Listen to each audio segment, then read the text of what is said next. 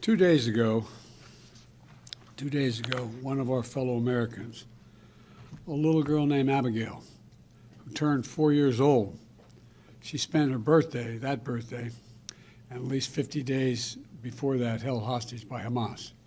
Today, she's free, and Jill and I, together with so many Americans, are praying for the fact that she is going to be all right. You know, she's free and she's in Israel now. And so those who are now wrapping Abigail in love and care and the supportive services she needs, she's been through a terrible trauma. You know, her mom was killed in front of her when her kibbutz was attacked by Hamas terrorists on October 7th. Abigail ran to her dad then, who then was gunned down as well, while using his body to shield little Abigail. She then ran to a neighbor for help, where they were all taken hostage. That entire house of neighbors were taken hostage by Hamas and held for 50 days. What she endured is unthinkable. Abigail was among 13 hostages released today from Gaza under the brokered and sustained, though intensive, U.S. diplomacy. She's now safely in Israel, and we continue to press and expect for additional Americans will be released as well. And we will not stop working until every hostage is returned to their loved ones. As I said when I spoke about this deal on Friday, this has been the product of a lot of hard work and weeks of personal engagement for me and my team.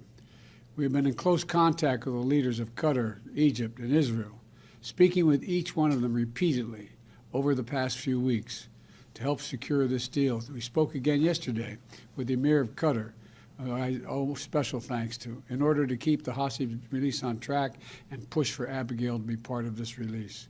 And I'll be speaking again shortly with Prime Minister Benjamin Netanyahu.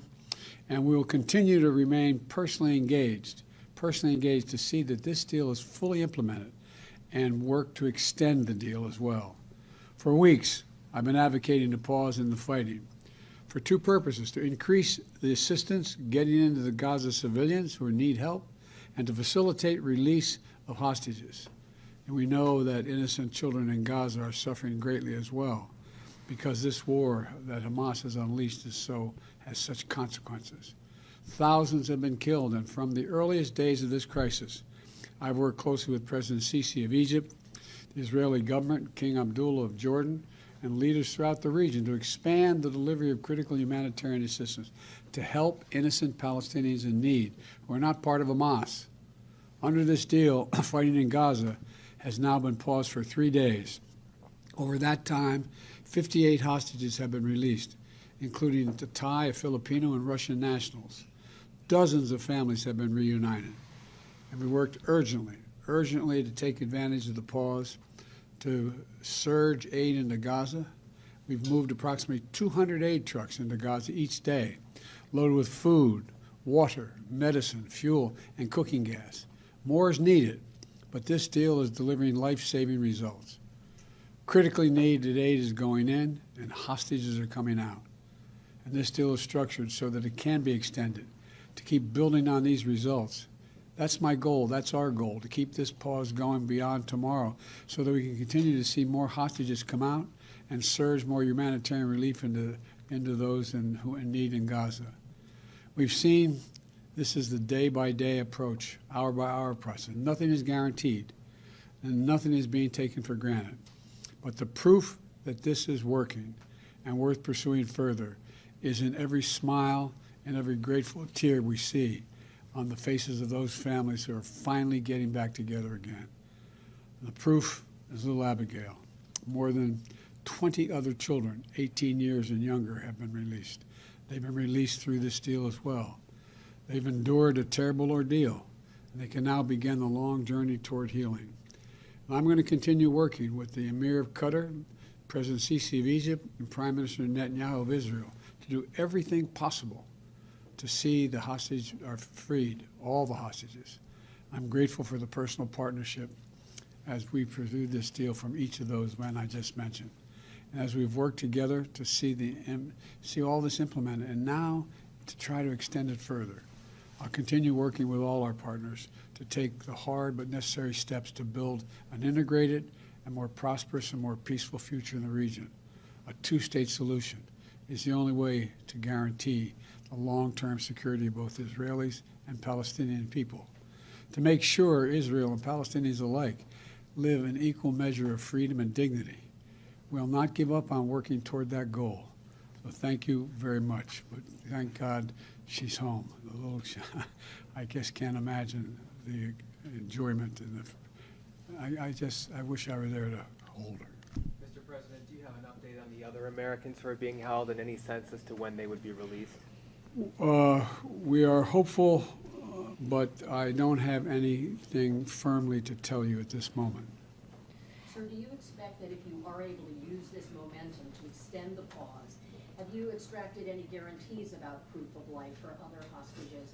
Or do you have an expectation of how much longer you could push this pause? Well, look, you know the deal calls for every 10 hostages released to extend another day. So I'm hopeful this is not the end.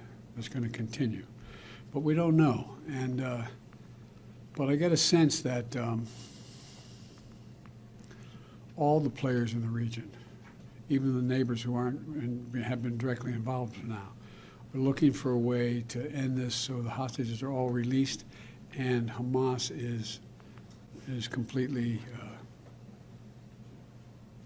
how can I say it, no longer in control of any portion of Gaza. And do they have control of all of the hostages, or are there still other militant groups that you have to deal with? We think there are probably other militant groups, but we're not certain. Mr. President, how is Abigail doing? What's her physical condition? Do you have any information on that? I haven't gotten that information. I just wanted to let you know immediately.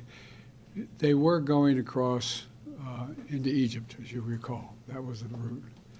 But an older, non-American, elderly woman is very sick and was in need of immediate medical help. So they arranged to cross directly into Israel to be able to take her to a hospital. All I know is that she has been held. I don't know. I haven't seen a photograph. I've just been in communication with my team.